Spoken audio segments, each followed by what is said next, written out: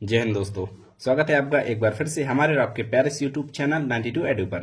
तो आज हम आपके लिए लेकर आए हैं बीएससी सेकेंड ईयर का माइनर फिजिक्स यूनिट 2 का एक और इम्पोर्टेंट टॉपिक। और ये टॉपिक है, इसमें हमें ये चीज प्रूव करनी है कि जे वेक्टर बाउंड का मान होता है कर्ल ऑफ एम वेक्टर। हमें ये चीज प्रूव करनी है और इसके लिए ये दो चित्र की जरूरत पड़ेगी। तो मैंने चित्र पहले से बना रखे हैं। हमें प्रूफ क्या करना है, J vector bound equal to curl of M vector. तो सबसे पहले हम इन चित्रों को समझ लेते हैं कि इन चित्रों के माध्यम से ये क्या कह रहा है। तो चित्र ए की बात करें तो इसमें हमें माना कि चुंबकित पदार्थ है। ये चुंबकित पदार्थ ये दिखाया गया है, ठीक है। और ये चुंबकित पदार्थ जेड दिशा में इसकी चुंबकन तीव्रता है। जेड दिशा ऊपर की ओर है, इस ओर इसकी चुंबकन तीव्रता है, और वाई दिशा की ओर चुंबकन तीव्रता बढ़ रही है। इस दिशा की ओर चुंबकन तीव्रता है और वाई दिशा की ओर चुंबकन तीव्रता इसकी बढ़ रही है, ठीक है। अब इसे हमने, ये पूरा देखो इतना पदार्थ है, इसे हमने छोटे छोटे भागों में डिवाइड कर लिया। इन छोटे छोटे 4 भागों में हमने डिवाइड कर लिया। और हमने माना कि इस भाग की जो चुंबकन तीव्रता है ये नियत है, फिर यहां आके बदल जाती है, और फिर यहां से यहां तक नियत रहती है, फिर यहां आके बदल जाती है, यहां से यहां तक नियत रहती है। मतलब हर भाग की चुंबकन तीव्रता जो है वो नियत रहती है। हर एक भाग की चुंबकन तीव्रता नियत रहती है, लेकिन दूसरे भाग से अलग रहती है कुछ। जैसे यहां पर देखो ये एम जेड लिखा हुआ है, तो इस भाग की चुंबकन तीव्रता एम जेड वैक्टर, और इसकी एम जेड और डी एम जेड। मतलब अगर हम एक खाना आगे चले तो डी एम जेड बढ़ गई। मतलब हर खाने बाद चुंबकन तीव्रता कितनी बढ़ रही है, डी एम जेड।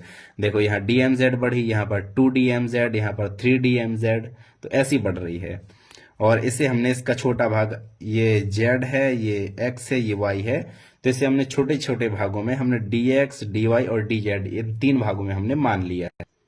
तो अगर जो डी एम जेड मतलब जो अगला भाग है उसकी चुंबकन तीव्रता पिछले भाग की चुंबकन तीव्रता से कितनी अधिक होगी, डी एम जेड, तो डी एम जेड का कितना मान होगा। देखो, एक तो डेल एम जेड बटे डेल वाई। डेल वाई क्यों आया, क्योंकि किसके रिस्पेक्ट में बढ़ रही है चुंबकन तीव्रता, वाई के रिस्पेक्ट में। ये वाई के रिस्पेक्ट में बढ़ रही है, हमने बताया ना। जेड दिशा में चुंबकन तीव्रता है और किस दिशा में बढ़ रही है, वाई दिशा में बढ़ रही है। तो वाई के रिस्पेक्ट में डेल एम जेड का मान बदल रहा है। ये हो गया परिवर्तन, ये परिवर्तन हो गया।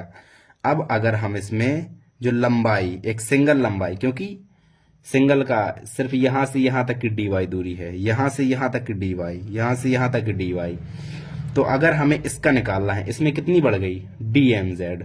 डी एम जेड कितनी दूरी चलने में बढ़ गई, डी वाई दूरी में। बात समझ आई, मैं फिर से रिपीट करता हूं, डी वाई दूरी चलने में डी एम जेड बढ़ गई चुंबकन तीव्रता।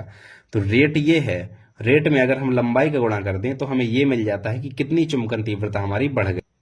इसी प्रकार अब हम चित्र बी की तरफ देखते हैं। चित्र बी में इसमें पृष्ठीय धारा जो है, पृष्ठीय धारा का मान होता है आई बराबर एम एल, ये होता है पृष्ठीय धारा का मान।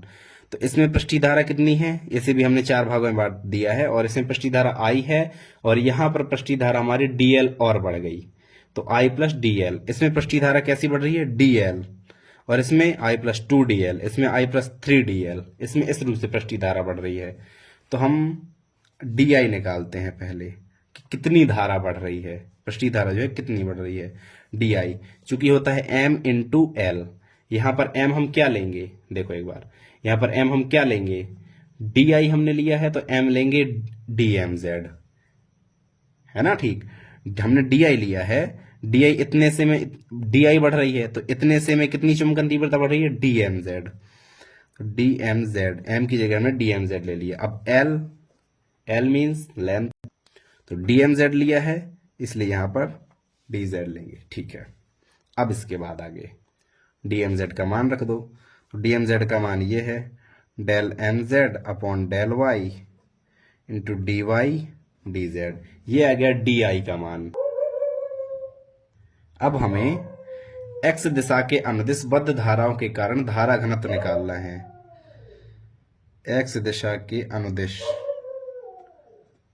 बद्ध धारा के कारण धारा घनत्व हमें निकालना है।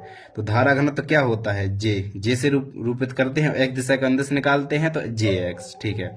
अब धारा घनत्व आप पढ़ चुके हैं कि धारा बटे क्षेत्रफल होता है, आई बटे ए होता है।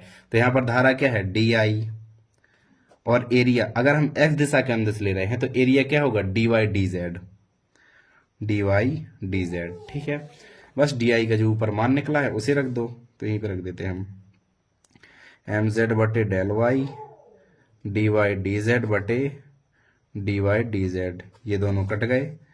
तो जे एक्स बराबर डेल एम जेड बटे डेल वाई, जे एक्स का मान ये निकला।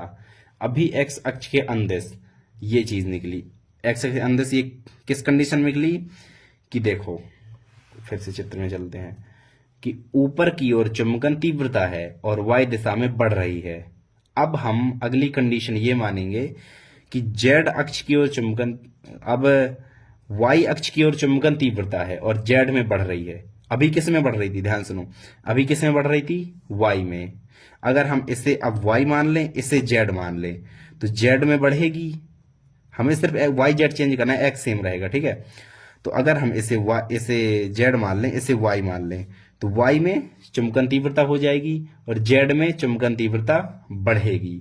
अगर ये कंडीशन हो हमारी, अगर ये कंडीशन हो तो जे एक्स का मान क्या निकलेगा, इसी का नेगेटिव रूप में निकलेगा, तो माइनस डेल एम और जेड की जगह वाई निकलेगा बटे डेल जेड, ये चीज निकलेगी। ठीक है, इसे हटाओ, कोष्टक नहीं लगाते अभी।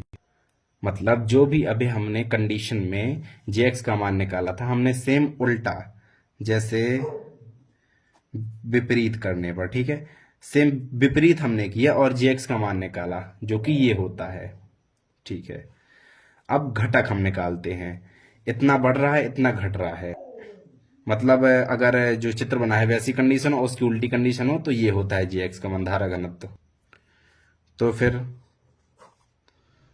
धारा घनत्व का एक्स घटक क्या होगा, जे एक्स बराबर ये माइनस ये, बिल्कुल, तो del M Z upon del Y minus del M Y upon del Z, ये हो जाएगी। और इसका मान क्या होता है, देखो एक्स में हमने ये धारा घनत्व निकाला, तो इसका मान curl of M vector X घटक, एक्स कॉम्पोनेंट उसका हो जाएगा, कर्ल ऑफ एम वेक्टर का एक्स कॉम्पोनेंट हो जाएगा। तो अभी हमने निकाला है एक्स कॉम्पोनेंट, इसी प्रकार करके, अब इसी प्रकार करके हम इसका वाई कॉम्पोनेंट, अब निकालना नहीं है, मतलब अगर हम निकालेंगे तो सेम निकलेंगे, तो हम इन्हें डायरेक्ट लिख देना है, M X upon del Z minus del M Z upon del X. इसे इस तरह से भी आप समझ सकते हो, जैसे एक्स वाला घटक दिखाऊं पहले मैं, तो एक्स वाले घटक में देखो, एक्स अगर एक्स वाई जेड अगर ऐसे हम पढ़े, जेड के बाद आता है फिर एक्स, ठीक है, तो एक्स के बाद वाई नीचे है और एक्स के पहले वाला ऊपर है, इतना चीज ध्यान रख लो बस। जो ये है, जो भी घटक जिसका हम घटक निकाल रहे हैं, उसके पहले वाला ऊपर है और बाद वाला नीचे है। पहला बन गया, दूसरा सेम उसका उल्टा होता है, तो क्या चीज कि पहले वाला ऊपर होना चाहिए, बाद वाला नीचे होना चाहिए। चलिए देखते हैं, एस में y के पहले क्या आता है x, तो x वाला ऊपर, y के बाद z वाला नीचे, ये लो, ये क्या बन गया, curl of m vector y। ठीक है, इसे अच्छे से लिख देता हूं, एक minute, curl of m vector y component, ये हो गया, y घटक हो गया धारा घनत्व का। सेम इसी प्रकार z कॉम्पोनेंट, देखो z के पहले क्या आता है, y डेल एम वाई, और जेड के बाद एक्स डेल एक्स, बस सेम उल्टा करके लिख दो, del M X upon del Y बराबर curl of M vector Z. ये तीनों चीज हमें जे एक्स जे वाई और जे जेड के मान, तीनों के मान हमें मिल गए। अब जो टोटल धारा घनत्व होगा उसे हम जे बाउंड से दर्शाते हैं। जे बाउंड जो टोटल होगा वो क्या होगा, आई कैप और इसका आई कॉम्पोनेंट, एक्स वाला कॉम्पोनेंट क्या है, जे एक्स है, प्लस जे कैप जे वाई है, प्लस के कैप जे जेड है, ये तीनों कंपोनेंट। बस इन तीनों कंपोनेंट को हम लिख देते हैं एक्स वाई जेड करके।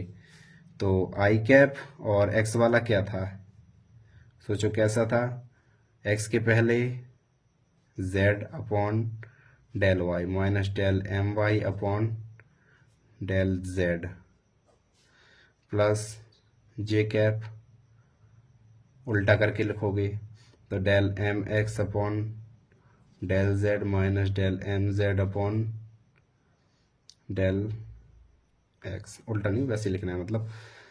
फिर के कैप बस इन तीनों के मान रख देने, J X J Y J Z के मान रख देने हैं, del M Y upon del X minus del M X upon del Y, ये तीनों के हमने मान रख दिए। अब ये होता है कर्ल का फॉर्मूला। कर्ल आप बीएससी फर्स्ट ईयर में पढ़ चुके हैं, कर्ल का फॉर्मूला होता है इसी प्रकार का।